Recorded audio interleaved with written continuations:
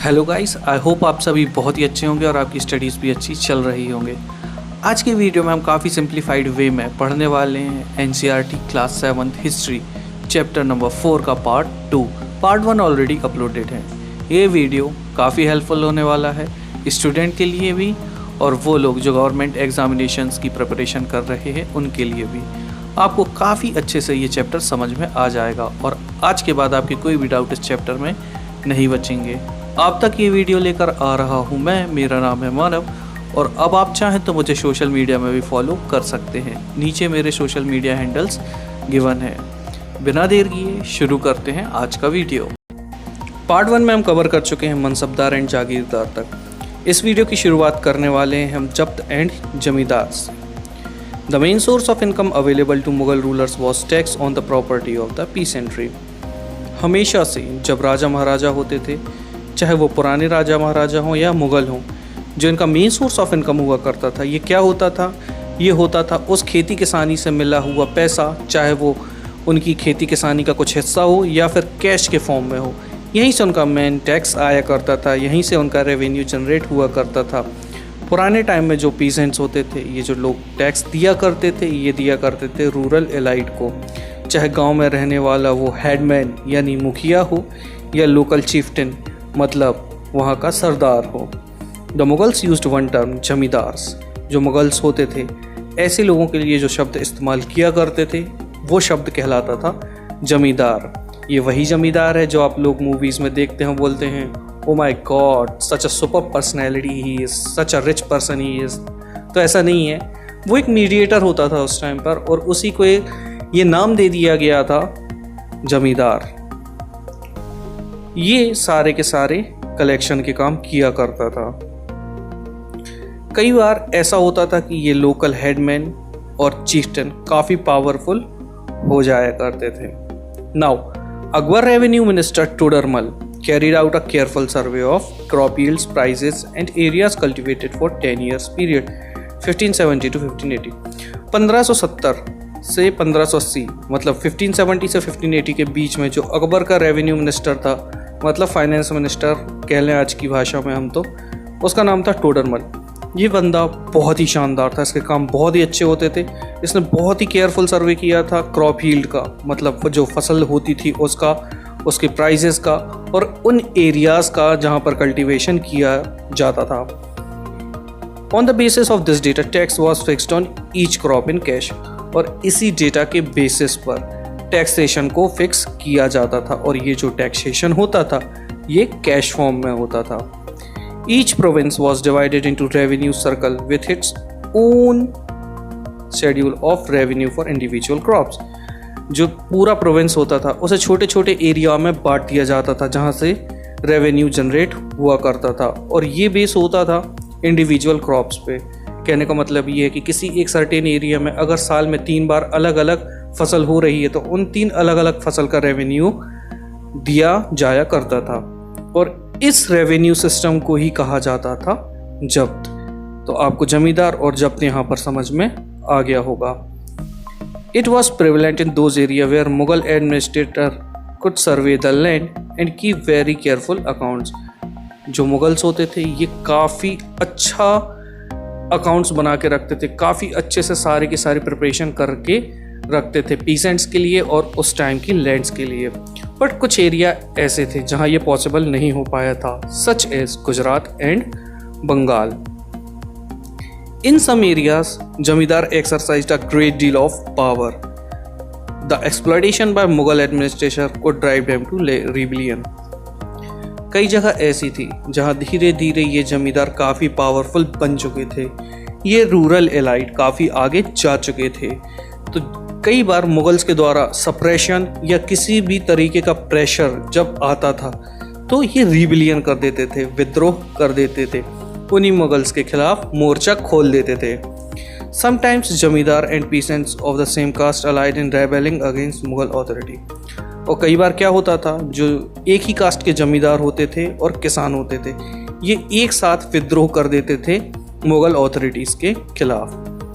These peasant revolts challenged the stability of Mughal Empire from the end of the 17th century। और जब 17th century का and आने लगा उस वक्त तक ये जो रिबलियंस थे ये काफ़ी हद तक बढ़ चुके थे। ये जो रिवोल्ट्स थे ये मुगल्स को धराशायी करते जा रहे थे। तो यहाँ पर आई थिंक आपको जब्त और जमींदार दोनों समझ में आ गया होगा। आइए हम बात करते हैं अकबरनामा और ऐन अकबरी के बारे में। अकबरनामा और ऐन अकबरी ये दोनों लिखी हैं अबुल फजल ने। अबुल फजल अकबर के नवरत्नाज में से एक थे। ये नवरत्न अकबर के मिनिस्टर थे। ये कहा जाता है कि उनके रिलेशंस काफ़ी अच्छे थे उनके 9 के 9 मिनिस्टर्स के साथ। वो काफ़ी फ्रेंडली रहा करते थे। लेकिन 2 से 3 मिनिस्टर ऐसे हैं जो उनके लिए आउटस्टैंडिंग थे, जिनके साथ उनकी फ्रेंडशिप काफ़ी हद तक अच्छी थी और इनके नाम भी आपने सुने होंगे। टोडरमल जो उनके रेवेन्यू मिनिस्टर थे, अबुल फजल जो उनके राइटर थे, और बीरबल जो, अब आई डोंट थिंक कि आपको बीरबल के बारे में सब कुछ बताना पड़ेगा। बीरबल और अकबर बहुत ही ज़्यादा फेमस थे। But let us back to the topic. Akbar order one of his close friend and courtiers Abul Fazal to write a history of his reign. Akbar ने अपने कार्यकाल की पूरी एक्टिविटीज़ लिखने के लिए, पूरी की पूरी हिस्ट्री लिखने के लिए ऑर्डर किया अबुल फजल को। अबुल फजल उसके काफ़ी क्लोज दोस्त थे और उनके कोर्टियर थे, मतलब उनके दरबार में रहने वाले एक मिनिस्टर थे। Abul Fazal wrote a 3 volume history of Akbar reigns title Akbarnama. अब जो अकबरनामा है इसे 3 वॉल्यूम में बनाया गया है और इसको टोटली मिला के कहा जाता है Akbarnama. The first volume dealt with Akbar's ancestors and the second volume recorded the events of Akbar's rain. जो पहला वॉल्यूम है उस वॉल्यूम में केवल अकबर के जो एंसेस्टर्स थे उनके बारे में बात की गई थी, और जो सेकेंड वॉल्यूम है उसमें बात की गई थी अकबर के रेन की, मतलब उनके कार्यकाल की। उनके यहाँ क्या डेवलपमेंट हुए थे, क्या चेंजेस थे, क्या पॉलिसीज थी, ये सारी बातें सेकेंड वॉल्यूम में बताई गई हैं। The third volume is the Ain Akbari, और जो तीसरा वॉल्यूम है इसे कहा जाता है Ain Akbari. It deals with Akbar's administration, household, army, the revenues and geography of his empire. जो अकबर का एडमिनिस्ट्रेशन था, उसका घर कैसे चलता था, उसका घर कैसा था, आर्मीज को कैसे वो मेंटेन किया करता था, रेवेन्यूज कैसे आते थे, उसके सोर्सेज क्या थे, जोग्राफिकल लोकेशंस क्या थी उसके एम्पायर में, ये सारी की सारी बातें थर्ड वॉल्यूम में बताई गई हैं और इसे ही कहा जाता है Ain Akbari. It also provides rich details about the traditions and culture of the people living in India. इसी में भारत के जो लोग हैं उनकी रिच ट्रेडिशंस, उनके कल्चर, सब कुछ की जानकारी इसमें बताई गई है। The most interesting aspect about the an Akbari is its rich statistical details about things as diverse as crop yields, prices, wages and revenues. और अगर हम बात करें ऐन अकबरी की तो ये इतनी इंटरेस्टिंग है और इतनी फेमस इसीलिए है क्योंकि इसमें काफ़ी हद तक स्टैटिस्टिकल डिटेल दी गई है। कैसी डिटेल्स, किस बारे में बताया गया है कि क्रॉप्स कैसे होते थे, उनके टाइप्स क्या थे, यील्ड्स कैसी कैसी फसलें होती थी, प्राइजेस उस वक्त के जो प्राइजेस हैं उसके बारे में बताया गया है, वेजेस जो मजदूरी दी जाती थी लोगों को उसके बारे में बताया गया है, और रेवेन्यूज़ के बारे में टोटल बताया गया है। अब आप फिगर 7 को देखिए, आप देख सकते हैं यहाँ पर जो अकबर हैं वो रिसीव कर रहे हैं अकबरनामा अबुल फजल से। A closer look to Akbar's policies. यहाँ हम देखने वाले हैं कि आखिर अकबर की पॉलिसीज कैसी थी, वो इतना बड़ा एडमिनिस्ट्रेशन कैसे मैनेज किया करता था। तो हम पहले ही बता चुके हैं आपको कि अकबरनामा और ऐन अकबरी ये जो 2 बायोग्राफीज़ हैं इसमें काफ़ी एलेबोरेट तरीके से बताया गया है अबुल फजल के द्वारा। अबुल फजल कोर्टियर थे अकबर के। अबुल फजल ने एक्सप्लेन किया है कि जो पूरा का पूरा अम्पायर था अकबर का, उसे प्रोविंसेस में डिवाइड कर दिया गया था, जैसे सूबा कहा जाता था। ऐसे सूबे को, ऐसे प्रोविंस को गवर्न करने वाले व्यक्ति को हम सूबादार कहते थे। अब इनका काम होता था पॉलिटिकल और मिलिट्री फंक्शन को कैरी आउट करना। पॉलिटिकल स्टेबिलिटी उस रीजन में बनी हुई है या नहीं बनी हुई, वहाँ पर मिलिट्री जो है वो प्रॉपर फंक्शन कर रही है या नहीं कर रही, ये सारे काम सूबेदार देखता था। अब यहाँ पर फाइनेंशियल ऑफिसर भी अपॉइंट किए जाते थे। जो कि पैसे का लेन देन, पैसे की देख रेख किया करते थे, और इन्हें कहा जाता था दीवान। उस प्रोविंस में, उस सूबे में लॉ एंड ऑर्डर और पीस बना रहे, इसीलिए सूबेदार के साथ और भी ऑफिसर अपॉइंट किए जाते थे, जैसे कि मिलिट्री पे मास्टर को कहते थे बख्शी, जो मिलिट्री से रिलेटेड पेमेंट के काम था वो बख्शी देगा करता था। इसी के साथ साथ जो रिलीजियस और चैरिटेबल पैट्रोनेज है ये सद्र देखता था। मतलब कोई भी व्यक्ति जब भी किसी भी चैरिटी में या रिलीजियस कॉन्ग्रीगेशन को लेके पैसे डोनेट करता था, ये सद्र देखा करता था। मिलिट्री के कमांडर को फौजदार कहा जाता था और टाउन कमांडर को कोतवाल कहा जाता था। आज भी ये टर्म्स हमारी नॉर्मल लैंग्वेज में यूज होते हैं। Akbar nobles commanded large armies and had access to large amounts of revenue. जो अकबर के नोबल्स थे ये बहुत बड़ी बड़ी आर्मीज पर कमांड रखा करते थे और इनके पास बहुत सारा रेवेन्यू आता था। लेकिन ये किसी भी एम्पायर के लिए तब तक पॉसिबल है जब तक उनके जो नोबल्स हैं वो अच्छे से काम करें। While they were loyal, the empire functioned efficiently, but by the end of 17th century, many nobles had built independent networks of their own. 17th century के लास्ट तक जो नोबल्स थे ये अपनी लॉयल्टी खो चुके थे, ये सेल्फ सफिशिएंट होना चाहते थे और इसी वजह से जो मुग़ल एम्पायर है वो कोलैप्स करने लग गया था।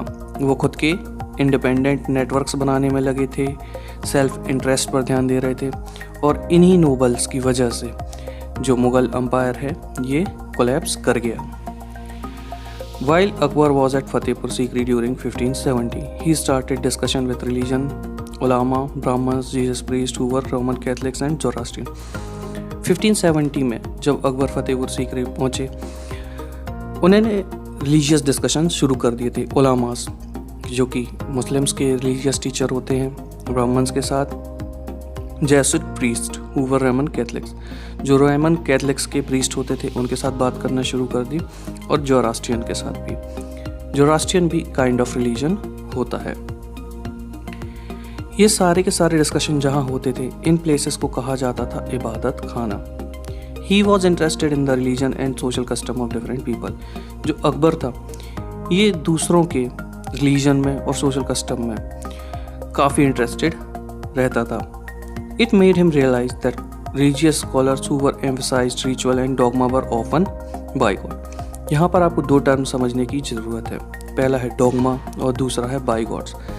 बात करते हैं डॉगमा की। डॉगमा का मतलब होता है एक ऐसा ऑथोरिटेटिव मैसेज जो कि अंपायर या एम्परर एक्सपेक्ट करता किसी से कि बिना सवाल जवाब के इम्प्लीमेंट हो जाएगा, इसमें कोई भी क्वेश्चन नहीं उठाएगा और सीधे मान लिया जाएगा। और बाइगॉड का मतलब होता है एक ऐसा व्यक्ति जो अपने धर्म को लेकर किसी और धर्म की ना सुनता हो और दूसरे धर्मों को लेकर टॉलरेंट ना होता हो। अकबर को एक्सपेक्टेशन थी कि लोग जो उनके आदेश हैं उन्हें बिना किसी सवाल जवाब के मान लेंगे, लेकिन वो बाइगॉट हो गए, मतलब अपने धर्म के खिलाफ सुनना उन्होंने बंद कर दिया और वो किसी की भी सुनना नहीं चाहते थे। अकबर जो आदेश चाहते थे कि सबके द्वारा माना जाए, it should be a dogma, लेकिन वो बाइगॉट हो गए, मतलब लोगों ने मानने से मना कर दिया। वो अपने धर्म के खिलाफ इंटॉलरेंट नहीं होना चाहते थे, सो वो बाइगॉट हो गए। Their teachings created division and disharmony amongst his subject. और सीधी सी बात है कि जहाँ कहीं भी डिसएग्रीमेंट होता है वहाँ हमेशा डिवीज़न और डिसहार्मनी होती है, और ऐसा ही कुछ केस हुआ यहाँ पर। This eventually led Akbar to the idea of सुलह-ए-कुल और यूनिवर्सल पीस, और इसी को लेकर फिर अकबर ने एक आइडिया डेवलप किया यूनिवर्सल पीस का, जिसे कहा गया सुलह-ए-कुल। This idea of tolerance did not discriminate between people of different religions in his realm, और इसी वजह से कोई भी धर्म का व्यक्ति हो उसके एम्पायर में, उसके साथ किसी भी तरीके की ख़राब एक्टिविटी, बैड एक्टिविटीज़ नहीं होती थी। डिस्क्रिमिनेशन बंद हो चुका था, रेसिज्म बंद हो चुका था, और ऐसी कोई भी चीज़ उसके एम्पायर में टॉलरेट नहीं की जाती थी। वो फोकस करता था सिस्टम ऑफ एथिक्स में, ऑनेस्टी में, जस्टिस में और पीस में, और इसे अकबर ने यूनिवर्सली एप्लीकेबल कर दिया था। और इस सब में अकबर की हेल्प की थी अबुल फजल ने। अबुल फजल ने काफ़ी हेल्प की थी फ्रेम करने के लिए और उसका आइडिया स्प्रेड करने के लिए। आइडिया कौन सा? सुलेकुल मतलब universal peace. This principle is followed by Jahangir and Shahjahan as well. और इसी सिस्टम को फॉलो किया था जहांगीर ने और शाहजहां ने, बट उस पॉइंट पर नहीं किया था जिस तरह से अकबर ने किया था। इनकी पॉलिसीज़ कुछ हद तक चेंज थी, लेकिन हाँ, उन्होंने भी इसे फॉलो किया हुआ था। तो आइए अब समझते हैं सुलेकुल को जहांगीर के हिसाब से। Jahangir Akbar son describe the father's policy of sulehkul in the following words: as in the wide expanse of divine compassion there is room for all classes and the follower of all creeds। जो ईश्वर है, जो भगवान है, उनके इतने बड़े आंचल में हर एक क्लास के व्यक्ति के लिए, हर एक धर्म के व्यक्ति के लिए बराबर जगह है और सभी उसमें रहेंगे। So in his imperial dominions which on all sides were limited only by the sea, इसीलिए उसके विशाल साम्राज्य में जिसके चारों ओर की सीमाएं केवल सी मतलब समुद्र से ही निर्धारित होती थीं, वहाँ पर विरोधी धर्मों के फॉलोअर्स के लिए और तरह तरह के विचार, तरह तरह के थॉट्स वाले लोगों के लिए एक ही जगह थी। यहाँ पर जो इंटॉलरेंस थी वो टोटली क्लोज थी। यहाँ पर इंटॉलरेंस को बर्दाश्त नहीं किया जाता था। मतलब कोई एक धर्म का व्यक्ति अगर किसी और के लिए कुछ भी नेगेटिव एक्टिविटीज़ कर रहा है या किसी भी तरीके का जो नेगेटिविज्म है इसे स्प्रेड कर रहा है, तो उसे बिल्कुल भी टॉलरेट नहीं किया जाता था। Shias and Sunnis met in one mosque and Christian and Jews in one church to pray. ऐसा उन्होंने लिखा है कि उस वक्त जो शिया और सुन्नी होते थे वो एक ही मस्जिद में जाकर नमाज अदा किया करते थे, और जो क्रिश्चियंस थे और ज्यूज़ थे। If you don't know, Jews वो कम्युनिटी है जो इज़राइल में रहती है और काइंड ऑफ क्रिश्चियन की होती है। तो जो क्रिश्चियन होते थे और ज्यूज़ होते थे ये एक ही चर्च में जाकर प्रे किया करते थे। He consistently followed the principle of universal peace. और उसने सुसंगत तरीके से मतलब एकदम कंसिस्टेंटली फॉलो किया था इस प्रिंसिपल को, सुलेकुल के प्रिंसिपल को, यूनिवर्सल पीस के सिस्टम को। आई होप आपको ये समझ में आया होगा। नूरजहां's इन्फ्लुएंस इन जहांगीर्स कोर्ट। यहाँ हम जानेंगे कि नूरजहां का इन्फ्लुएंस जहांगीर के कोर्ट में क्या था। Mehrunnisa married the emperor Jahangir in 1611 and received the title Noorjahan. Mehrunnisa की शादी हुई थी एम्परर जहांगीर के साथ 1611 में, 1611 में, और यहीं पर उन्हें टाइटल दिया गया था नूरजहां, और इसी नाम से सारे लोग इन्हें जानते हैं। बहुत कम लोगों को पता होता है कि उनका रियल नेम मेहरुन्निसा था। और ये जो नूरजहां शब्द है इसका मतलब होता है ब्यूटी ऑफ द वर्ल्ड। अब she remained extremely loyal and supported to the monarch. और यहाँ पर जो मेहरुन्निसा थी उन्होंने अपनी लॉयल्टी और सपोर्ट को बरकरार रखा था और वो काफ़ी हद तक यहाँ पर लॉयल और सपोर्टिव थी। As a mark of honor, Jahangir struck silver coin bearing his name title on one side and on the other inscription stuck in the name of Queen Begum Noor Jahan। यहाँ पर उन्हें honour करने के लिए जो जहांगीर थी उन्होंने silver coins पर जो उसके दो साइड होते हैं, एक साइड पर उन्होंने अपने किए गए कामों को, अपने इंस्क्रिप्शन को छपवाया और दूसरी ओर लिखवाया struck in the name of queen Begum Noor Jahan. ये छापा गया है क्वीन बेगम नूर जहाँ के नाम पर। अब आप अपने लेफ्ट में देख सकते हैं, यहाँ पर आपको एक फिगर दिख रहा होगा। ये जो फिगर है, ये फिगर, इसमें जो स्क्वायर पार्ट है यहाँ पर ये लिखा हुआ है command of her most sublime and elevated majesty Noor Jahan Badshah बेगम। इसे छापा गया है, सबलाइम मतलब प्रभावशाली और एलिवेटेड मतलब महान। यहाँ पर इसे छापा गया है प्रभावशाली और महान मेजेस्टी नूरजहां बादशाह बेगम के नाम पर। अब वहीं पर आपको राइट में दिख रहा होगा एक राउंड कलर का ऑब्जेक्ट। ये जो सील है ये एक तरीके की सील है जो यहाँ छपी हुई है, और ये सील यहाँ पर ये कहती है by the son of Shahjahan, by the son of Shah Jahangir she became as brilliant as the moon. May Noorjahan Badshah be the lady of the age. इस सील में ये लिखा हुआ है कि शाह जहांगीर के प्रताप से जो नूरजहां हैं वो ब्रिलियंट हो गई हैं मून के जैसी, या यूं कहें शाह जहांगीर के प्रताप से महारानी चंद्रमा जैसी वैभवशाली बन गई हैं। हम कामना करते हैं कि नूरजहां पातशाह इस युग की सर्वोत्तम महिला बने, मतलब जो उनकी सेंचुरी चल रही थी, जो उस वक्त की एज थी, उसकी best of the best lady बन जाए। तो इन्हीं सब बातों से आपको एक बात बहुत क्लियरली समझ में आ गई होगी कि जो नूरजहां का इन्फ्लुएंस था जहांगीर के कोर्ट में वो सबसे ज़्यादा था। The Mughal empire in the 17th century and after. 17th century में आकर मुगल एम्पायर कैसा था और उसके बाद कैसा रहा, चलिए आइए इसी बारे में बात करते हैं। The administrative and military efficiency of the Mughal empire led to great economic commercial prosperity. जो मुगल एम्पायर था 17th सेंचुरी आते आते तक ये काफ़ी एफिशिएंट हो चुका था। अब किस बारे में ये एफिशिएंट हो चुका था, ये एडमिनिस्ट्रेटिव रिफॉर्म्स को लेके, मतलब उनके यहाँ एडमिनिस्ट्रेशन काफ़ी अच्छे से चलता था, काफ़ी एफिशिएंसी के साथ चलता था, उनकी मिलिट्री भी काफ़ी एफिशिएंट थी और इसी वजह से वहाँ पर जो वेल्थ थी वो बढ़ती जा रही थी। और आपको पता है कि वेल्थ कब बढ़ती है, जब ग्रेट इकोनॉमिक एक्टिविटीज़ हो रही हों और कमर्शियल एक्टिविटीज़ हो रही हों। वहाँ पर काफ़ी इकोनॉमिक और कमर्शियल एक्टिविटीज़ होनी शुरू हो चुकी थी। अब 17th सेंचुरी आ चुका था तो एशिया के लोग यूरोप जाते थे, यूरोप के लोग एशिया आते थे। तो जो यूरोपियंस थे वो इंडिया में आते थे और इंडिया को देखकर बताते थे, वो यहाँ की जो वैभव है, जो यहाँ की वेल्थ है, उसे देखकर हैरान रह जाते थे। और इसी वजह से उन्होंने इंडिया को नाम दिया था द लैंड ऑफ वेल्थ। हम सोने की चिड़िया कहते हैं, इसी से मिलता जुलता शब्द जो इंग्लिश में था उन्होंने कहा था the land of wealth.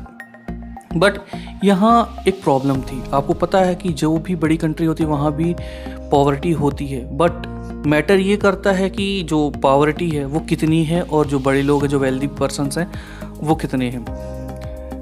But these same visitors was also upheld by the state of poverty that existed side by side with greatest opulence. The inequality were glaring. पहला, ऑपुलेंस का मतलब होता है यहाँ किसी भी चीज़ की अधिकता, और ग्लेरिंग का मतलब होता है साफ साफ दिखाई पड़ना। तो वो यहाँ ये कहना चाह रहे हैं कि जो स्टेट ऑफ पॉवर्टी था ये भी काफ़ी ज़्यादा था, जो स्केल ऑफ डिफरेंस था वेल्दी पीपल का और पॉवर्टी वाले लोगों का, ये काफ़ी ज़्यादा था। ये इनइक्वालिटीज़ साफ साफ दिखाई दिया करती थी। Documents from the 20th year of Shahjahan reign inform us that the highest ranking Mansabdar were only 445 out of 8000। अब एक डॉक्यूमेंट लिया गया है शाहजहां के रेन के 20वें साल से, जब उनका शासन चल रहा था उसके 20वें साल से एक डॉक्यूमेंट लिया गया और ये बताया गया है कि उनके टाइम पर, मैं पहले भी आपको बता चुका हूँ मनसबदार और जागीरदार में, कि जो शाहजहां का रेन था उस टाइम तक मनसबदार काफ़ी बढ़ चुके थे, लेकिन यहाँ पर जो 445 मनसबदार थे इनकी रैंकिंग सबसे हाईएस्ट थी आउट ऑफ 8000। फिर भी आपको रिवाइज कराने के लिए मनसबदार मैं एक बार समझा देता हूँ। ऐसा कोई भी व्यक्ति जो मुगल सर्विस को ज्वाइन करता था वो मनसबदार कहलाता था। अब मनसबदार कहलाने के लिए एक ग्रेडिंग सिस्टम होता था जहाँ पे रैंक होती थी, सैलरी होती थी और मिलिट्री रिस्पॉन्सिबिलिटीज़ होती थी जितनी ज़्यादा। और हाँ, जो मनसबदार होते थे उनके पास ट्रूप्स भी होते थे। ट्रूप्स मतलब उनके खुद के लोग होते थे जो लड़ाई किया करते थे, युद्ध में शामिल हुआ करते थे, और उनके पास घोड़े और सैनिक दोनों हुआ करते थे। तो ऐसे जो मनसबदार थे ये केवल 445 थे जो काफ़ी हाई रैंक होल्ड करते थे। दिस स्मॉल नंबर अ मियर 5.6%। अब आप देखेंगे, अगर मैथ्स आपको आती होगी तो आपको पता है 445 8000 का 5.6% होता है। तो केवल इतने से नंबर के लोगों के पास 61.5% ऑफ एस्टिमेटेड रेवेन्यू जाता था। आप सोच सकते हैं कि उस वक्त जितना रेवेन्यू आता था उसका ऑलमोस्ट 62% इन 445 लोगों को दे दिया जाता था ताकि वो खुद की सैलरीज और अपने ट्रूपर्स की सैलरी दे पाएँ। अब आप सोच सकते हैं कि यहाँ कितना बड़ा स्केल है डिफरेंस का। 5.6% लोगों को 61.5% सैलरी रेवेन्यू को दे दिया जाता था। The Mughal emperors and their mansabdar spend a great deal of income on salaries and goods. जो मुगल एम्परर्स थे वो और उनके जो मनसबदार थे वो बहुत ही ज़्यादा पैसा खर्च करते थे सैलरीज पर और गुड्स पर, लेकिन इससे एक बेनिफिट होता था। अब ये बेनिफिट कैसे होता था? ये बेनिफिट होता था आर्टिसंस को और पीसेंट्री को। जो आर्टिसन होते थे वो इन्फ्लुएंस में रहते थे इनके, और जो पीसेंट थे वो भी रहते थे। इसी से उन्हें गुड्स मिलता था और प्रोड्यूस मिलता था। But the scale of revenue collection left very little for the investment in the hand of primary producer and the pheasant and the artisan. लेकिन यहाँ भी एक प्रॉब्लम थी। प्रॉब्लम क्या थी? वो प्रॉब्लम ये थी कि जो छोटे किसान थे, बहुत ही मतलब प्राइमरी, जिनके पास ज़्यादा ज़मीन नहीं होती थी, या छोटे मोटे जो आर्टिसंस होते थे, उनके पास मुश्किल से इतना हो पाता था कि वो खा पाएँ, है ना। The poorest amongst them lived from hand to mouth, मतलब केवल खाने के लिए वो जुटा पाते थे। And they could hardly consider investing in additional resources.